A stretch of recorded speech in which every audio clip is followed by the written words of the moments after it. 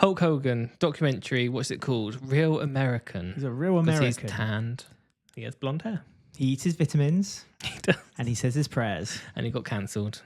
Very it's last the full minute, circle though. of career. To be fair, he did all right because he had a few ups and downs, as we saw in the documentary, where he could have been cancelled at any point in the last 10 years. Got away with it. Sadly, his daughter is estranged, which I felt like really disappointing wasn't delved a bit deeper. No. Everyone took part in the documentary from his family, his former wife. Well, she's estranged from her mum as well. So she's getting rid of both because I think the mum said something.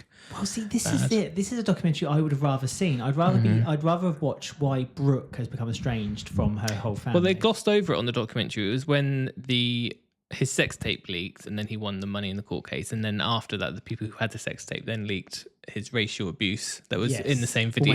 Almost as a middle finger to you for making us pay a fine. I was looking up about why his daughter wasn't in the documentary, blah, blah, blah. It's because she was dating a black man, and he was not happy that she was dating a black man. And that Hulk Hogan wasn't. Yes, that Terry was the reason. Funk, whatever his name is, yeah. Terry Funk's so that's what was... I appreciate that. Went downhill from there, and then she just become estranged. And that was it. Oh. But they didn't really focus on that side of it. But that's what I mean. Why wasn't that focused upon? Because this is my main complaint about this documentary. Obviously, not every single person in the world has watched lots of wrestling documentaries their whole entire life. I've watched quite a few. Like I've watched Beyond the Mat. I watched that one on Vince McMahon, which was on Netflix as well. And it just felt like nothing new was being presented to me. This was very much if you've not watched a wrestling documentary in the past, this will be good. This will be quite interesting. This will get you into the kind of industry and what there is about it. But really, I was spending most of my time kind of turning to you and going, oh, this happened. Oh, yeah, I remember this. This happened. And you were saying, I'll find out once I've watched it. And you were quite right to bite my head for that because I've watched documentaries in the past before. So I think this is very much if you're someone who doesn't have a history of watching wrestling back in the 80s and 90s, isn't kind of like intrigued by the industry of wrestling as well. Like, you don't even have to be that into it. Really, yeah, I'm not into wrestling at all. But there's a one on Netflix called what's it called? Unreal. Oh, that's the one on current. The behind the scenes documentary. Like that's interesting. Even if you don't like wrestling, that's interesting to watch. Yeah. And the same with this. It's like just a look at what Hulk Hogan did, I guess. But then you never grew up with Hulk Hogan. Like Hulk Hogan was my hero when I was a kid. I loved WWF, WWE. Well, every generation he let down really throughout him. There was bits and pieces. Every generation he did something, and then he did one almighty letdown at the end by ripping his shirt off on stage at that Republican or Democratic Party. Trump appears. President Trump does give a talking piece. Seeing as that was like a big deal. He's not. I'm assuming his interview was just crap because he's only in it for like 30 seconds and they're like, that's enough, President Trump, thanks. You don't need to talk anymore.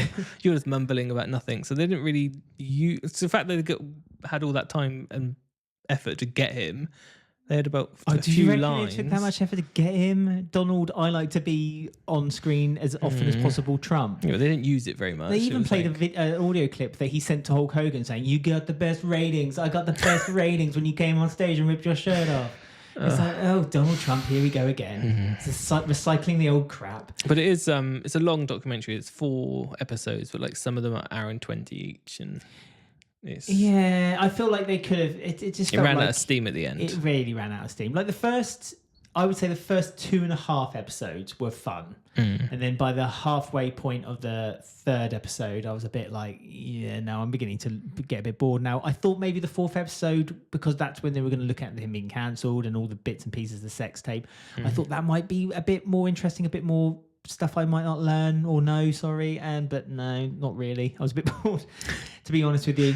The last episode, the last 30 minutes is basically just montages with really epic music playing because he's died, and it's just like, but it goes on and it's like, all right, how many montages can I sit through here? It felt like they were trying to fix the mistakes Hulk Hogan had made at the end. Because this was also a WWE production. I also love his newest wife was basically Erica Kirk. Like they showed her trying to cry at the end, and it was like, wait a minute, I've seen this white blonde Christian woman before. It's all very weird what's going on. If you like wrestling, you've got a nostalgic history for Hulk Hogan. Go eat it out. It's have fun, enjoy it. But I think any other, it slightly glosses over bits of him, I think, like the bad, that kind of glosses over the bad bits a little I'd love bit. them to make an actual, like, Beyond the Mat is one of my favorite documentaries of all, like documentaries, like not just of wrestling.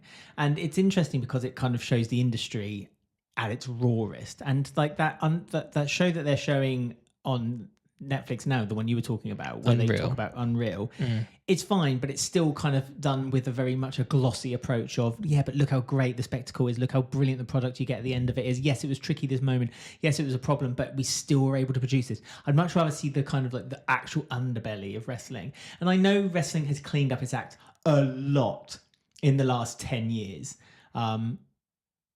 But I still, this must still be something scabby about it, you know? Or else just go back to the 70s, 80s and 90s. Well, it made me look up the whole history of it when I was There watching you this go. documentary, because Hulk Hogan didn't know it was scripted. And then when he found out it was scripted, he was like, oh, I can do this. Let's just make it clear that he found out it was scripted before he became a wrestler. Yeah. That's when he was a fan and he was watching and he overheard and he found, oh, it's scripted. I can do this. And that's how he got into it. The wrestlers kind of give each other instructions of what to do next. And yeah. Always been scripted, by the way, if you do some research. I researched all the way back to ancient Greek. Yes. Scripted. You did? Even back then. Even It's the basically Greek a way to cheat betting, is how it started.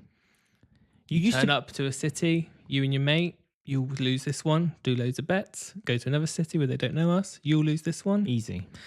And tale as old as time, and here we are. Should Still we try going it? on. We could grift it if you want. We could. YouTube boxing matches, pretty much the same thing. There you go. Thank you for watching the podcast. If you'd like to watch more, you can find them here. Or if you want to listen to the whole podcast, you can watch or listen to us on Spotify or any of your favourite podcast apps.